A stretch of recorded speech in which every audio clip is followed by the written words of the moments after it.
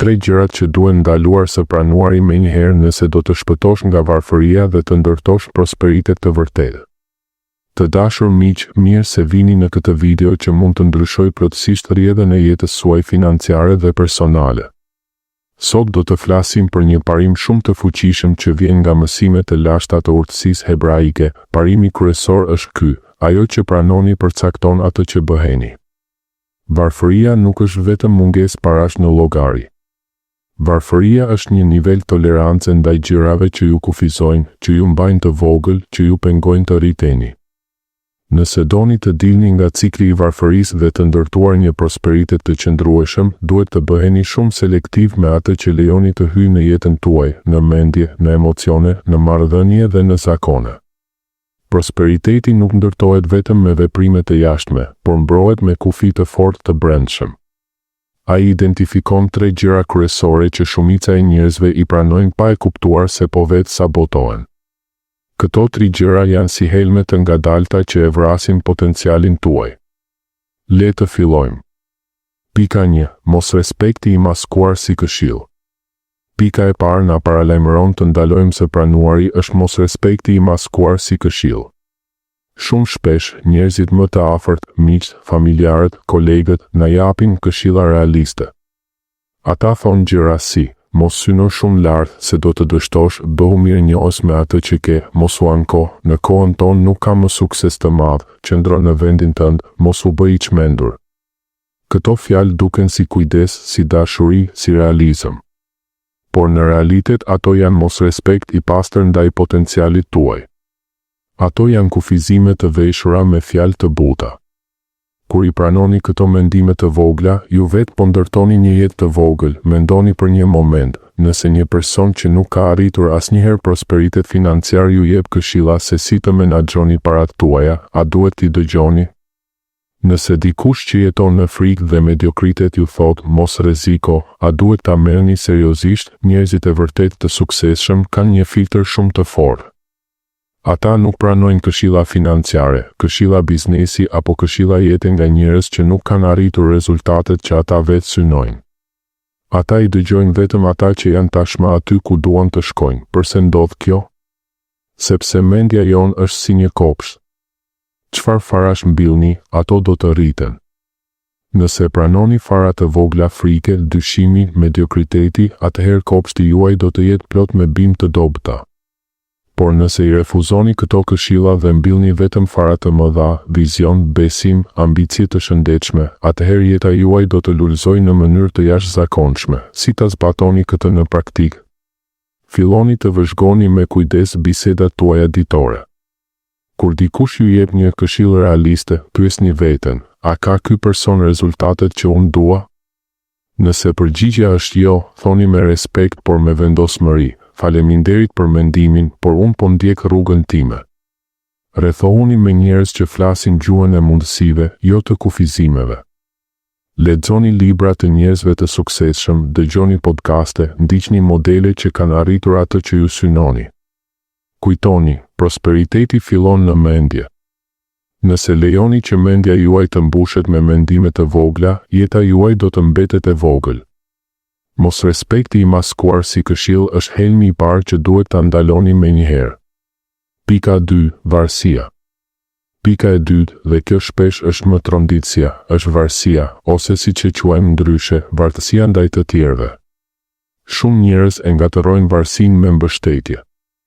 Ata mendojnë se kur dikush i zgjidh problemet vazhdimisht, kur familja ose miqt i ndihmojnë financiarisht çdo herë që ndodhin vështirësi, kjo është dashuri.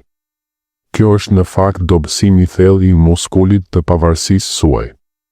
Sipas urtësisë së Talmudit, buka e pamerituar është bukë e turpshme. Kjo do të thotë se ndihma që vjen pa përpjekje, pa merit, pa përgjegjësi, nuk ju ngrit, por ju ul. Ajo bëhet një patericë e përhershme që ju pengon të ecni vetë. Kur dikush ju zgjidh problemet vazhdimisht, ju po humbni mundësinë për të zhvilluar forcën e brendshme, disiplinën, kreativitetin dhe aftësinë për të krijuar vlerë. Pasuria e vërtet rrjedh tek ata që kanë aftësinë ta mbajnë atë. Dhe kjo aftësi krijohet vetëm duke mbajtur peshën e përgjegjësive tuaja personale. Mendoni për një fëmijë që mëson të ecë. Nëse prindërit e mbajnë gjithmonë në krah, ai nuk do të mësoj kur të ecë vetë. E njëjta gjë ndodh me të rriturit në jetën financiare. Nëse pranoni ndihmë të vazhdueshme pa kushte, ju po e vononi rritjen tuaj. Si ta ndryshoni këtë? Bëni një inventar të marrëdhënieve tuaja. Kush po ju ndihmon financiarisht ose emocionalisht në mënyrë të përsëritur? A është kjo ndihmë e përkohshme që ju fuqizon, apo është bërë një varësi e përhershme? Vendosni kufi të qartë. Falenderoni për ndihmën e kaluar, por shpjegoni se tani doni të ecni vetë. Kërkoni ndihmë vetëm për gjëra që ju mësojnë diçka të re, jo që ju zgjidhin problemin plotësisht. Merrni përgjegjësinë 100%. Edhe nëse fillimisht është e vështirë, filloni të zgjidhni problemet tuaja me burimet tuaja. Çdo herë që arrini diçka vetë, muskuli i pavarësisë tuaj forcohet. Kujtoni, njerëzit e vërtet të pasur nuk janë ata që marrin shumë ndihmë, por ata që kanë mësuar të krijojnë dhe të mbajnë vetë. Varësia është helmi i dytë që duhet ta ndaloni menjëherë nëse doni prosperitet. Pika 3. Kaosi emocional. Pika e tretë është kaosi emocional, drama, thashethemet, ankesat e vazhdueshme dhe bisedat e bazuara në frikë. Këto gjëra duken të pafajshme. Një bisedë me mikun për problemet e të tjerëve, një grup chat plot ankesa, një telefonat plot drama familjare na paralajmëron se ato konsumojnë valutën tuaj më të çmuar, vëmendjen dhe fokusin. Mendja juaj është si një enë me hapësirë të kufizuar.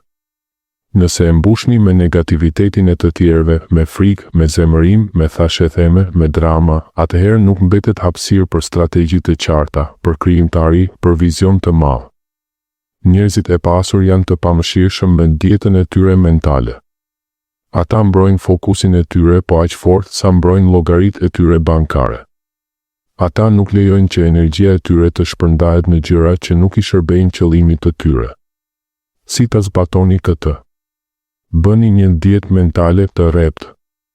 Reduktoni kohën e kaluar në biseda negative, në rrjete sociale plot drama, në grupe ankese. Zëvendësoni ato me input pozitiv, libra, audio, biseda me njerëz që flasin për zgjidhje, jo për probleme. Kur ndjeni që po tërhiqeni në një bisedë drame, pyesni veten, apo më shërben kjo për të ardhmen time? Nëse jo, dilni me respekt. Praktikoni meditimin, falënderimin ose planifikimin e qetë çdo ditë për të pastruar mendjen. Kur mbroni fokusin tuaj, ju po mbroni burimin kryesor të prosperitetit tuaj. Përfundimi. Të dashur miq, le të përmbledhim. Prosperiteti nuk ndërtohet vetëm me veprime, por mbrohet me kufi të fortë. Ju duhet të bëheni selektiv me atë që pranoni, ndaloni së pranuari mos respektin e maskuar si këshill. Ndaloni së pranuari varësinë që ju dobëson. Ndaloni së pranuari kaosin emocional që ju vjedh fokusin. Kur ndryshoni atë që pranoni, ndryshoni edhe atë që tërhiqni në jetën tuaj. Bëni guximin të thoni, kjo nuk përputhet me rrugën ku po shkoj. Zbatoni këto 3 parime sot. Filloni me një vendim të vogël, por të vendosur. Dhe brenda pak muajsh do të shihni ndryshime të jashtëzakonshme. Nëse kjo video ju ndihmoi, mos harroni të lini një like, të abonoheni dhe të ndani me dikën që ka nevojë për këtë mesazh. Në komente shkruani se cilën nga 3 pikat do ta zbatoni së pari. Faleminderit që ishit këtu. Qofshi të bekuar me prosperitet të vërtet, me paqe dhe me forcë të brendshme. Takohemi në videon tjetër.